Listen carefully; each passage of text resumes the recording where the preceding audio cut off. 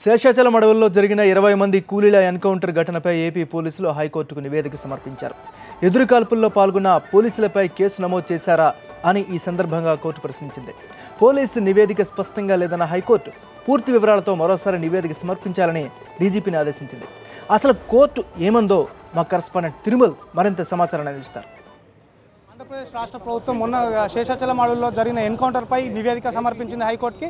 అయితే ఆ నివేదికలో హైకోర్టుకు సమర్పించిన నివేదికలో రాష్ట్ర ప్రభుత్వం ఏ అంశాలను పరిగణలోకి తీసుకుని అదేవిధంగా హైకోర్టు దానిపైన ఏ విధంగా స్పందించిన దానిపైన మనతో మాట్లాడడానికి న్యాయవాది జనార్దన్ గారు ఉన్నారు. సార్ చెప్పండి, అంటే రఘునాథ్ గారు ఉన్నారు. సార్ చెప్పండి, అంటే దీనిపైన ఆంధ్రప్రదేశ్ ప్రభుత్వం ఏ రకమైనటువంటి నివేదికలు సమర్పించింది?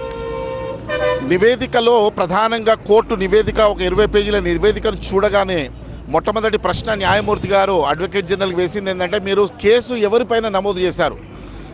రిపోర్ట్స్ని చూస్తూ ఉంటే రిపోర్ట్స్ ఆధారంగా చూస్తుంటే మాత్రం చనిపోయినటువంటి వ్యక్తుల మీద కేసు నమోదు చేసినట్టుగా ఉంటుంది.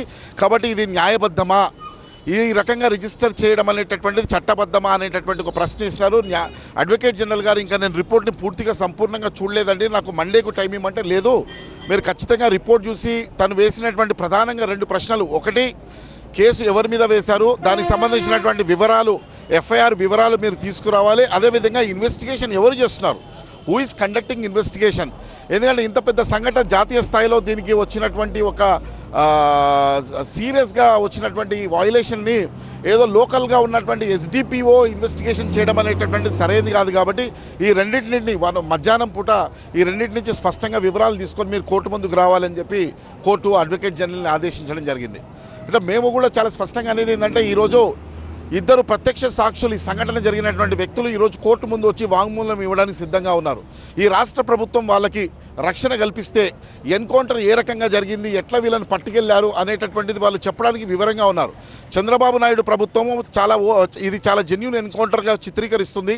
ఒకవేళ జెన్యూన్ ఎన్కౌంటర్ అయితే ఈ ఒక 2 వ్యక్తులకు ఎందుకు రక్షణ కల్పించట్లేదు? మేము రక్షణ కల్పిస్తామని చెప్పి ప్రభుత్వం ఈరోజు ప్రకటన ఇవ్వచ్చు కదా.